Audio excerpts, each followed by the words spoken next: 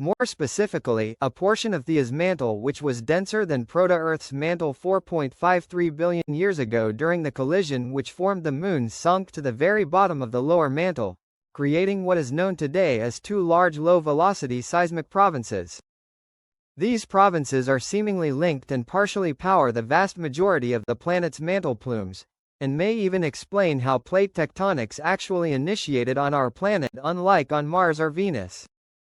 This also suggests an additional step might be necessary for life to theoretically be able to develop on a world.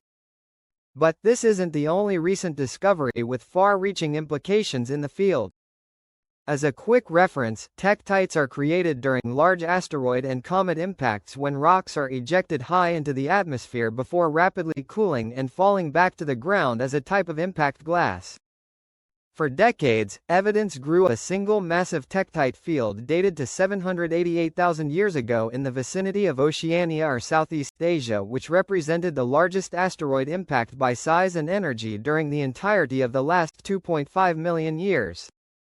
These tektites, which were later named the Australasian tektites, were found across 15.7% of the Earth's entire surface area, ranging from Mozambique, Madagascar, Antarctica, India, Australia, China, Indonesia, the Philippines, far southern Japan, and other areas. As a result, there should have been a fairly obvious large impact crater more pristine than Ghana's Bosumtwi impact crater that measured between 20 and 100 kilometers wide.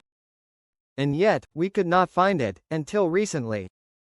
It turns out that this impact crater was far smaller, averaging a diameter of 17.25 kilometers wide, and being buried beneath the dormant Bolaven volcanic field in Laos, which buried any obvious surface remnants of this crater. So, mystery solved. A third discovery occurred in 2021, and related to dinosaurs and their fossils.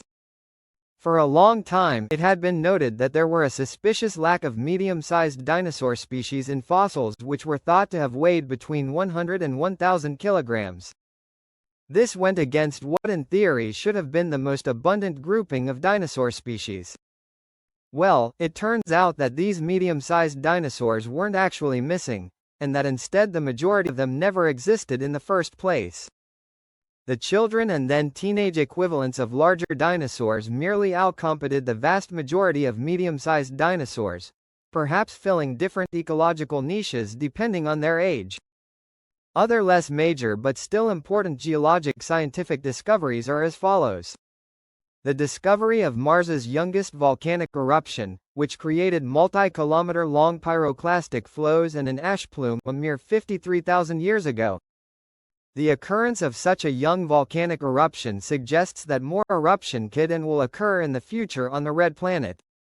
The source of several large Holocene mystery volcanic eruptions were also determined, which included Antarctica's Deception Island to 2030 BCE, Alaska's Okmok volcano in 43 BCE, El Salvador's Ilopango volcano in 432 CE, and Russia's Zavoritsky caldera in 1831.